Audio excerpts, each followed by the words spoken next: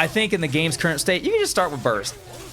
You can start with burst. I don't think it was just a symptom of like how the game was before, and like honestly, you could just start with burst. It feels weird. One, it just feels weird. I don't like, regardless of balance or whatever, it just, the flow is weird. So the amount of burst that you start with, I think it's 75%, is like the least interesting amount of burst to start with, because there's no decision to make. There's one decision. You could, if you get the hit, you could choose between max damage or limit strike. If you started with like 85, 90% burst, you get the first hit, and if you get like a ground confirm, you're gonna do like 20% before you even launch them.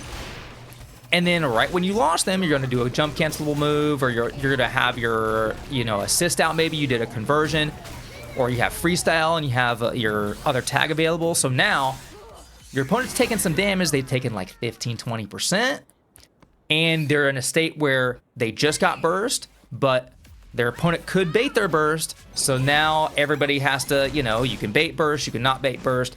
Do I burst in the first place? That would be infinitely more interesting. But also, like I said, you can just start with burst.